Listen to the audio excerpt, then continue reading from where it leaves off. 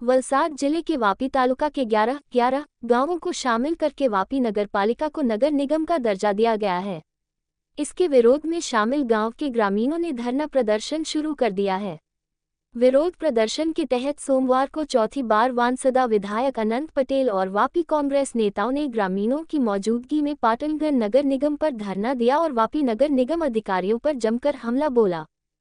इस अवसर पर वानसदा विधायक अनंत पटेल ने कहा कि जिन 11 गांवों को वापी नगर पालिका में शामिल किया गया है, उन्होंने ग्रामीणों को विश्वास में लिए बिना तथा ग्राम पंचायत की बैठक में इस संबंध में कोई प्रस्ताव पारित किए बिना ही अपनी सहमति दे दी, जिसका ग्रामीणों द्वारा विरोध किया जा रहा है। हमने इस संबंध में एक याचिका भी प्रस्तुत की है, लेकिन कोई भी अधिकारी बातचीत के लिए आगे नहीं आ रहा है। वलसाड जिले के वापी तालुका के 11 गांवों को जबरन वापी नगर निगम में शामिल कर लिया गया है। नगर निगम ने हाल ही में जो बजट पेश किया है, इसमें भी ग्रामीणों को कोई विकास योजना नहीं दी गई है। यदि नगर निगम अधिकारी अब भी इस मामले में आगे नहीं आते हैं तो हम लगातार 3 दिन तक धरने पर बैठने से पीछे नहीं हटेंगे। उल्लेखनीय है कि यह चौथी बार था जब वापी नगर निगम में विलय नहीं किए जाने के विरोध में मोराई, नामधा, चांडोर आदि गांवों के हजारों ग्रामीणों ने कांग्रेस नेताओं के साथ घराना प्रदर्शन में भाग लिया।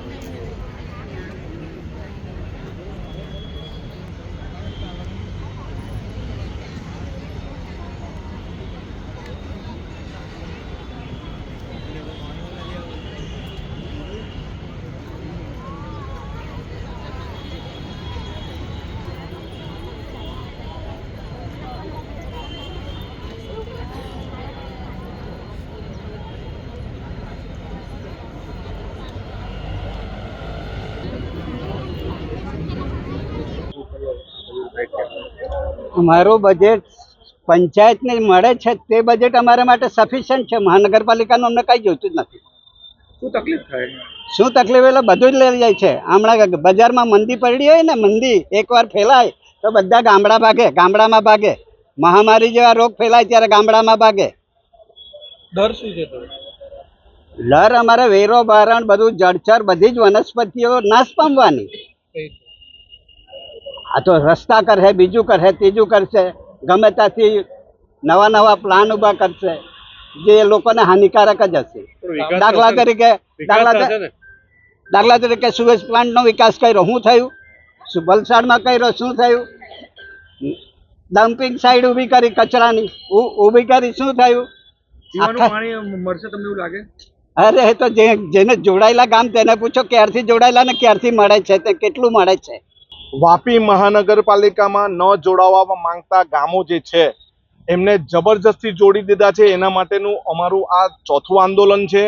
અમે પારડીમાં પ્રાંત અધિકારીને પણ આવેદનપત્ર આપી આવ્યા। અહીં ઝંડા ચોક ખાતે ભેગા થઈને રેલી સ્વરૂપે અહીં આવીને નગરપાલિકામાં પણ આવેદનપત્ર આપ્યું છે અને હજુ સુધી કોઈ ચર્ચા માટે પણ અહીંના લોકોને બોલાવ્યા નથી।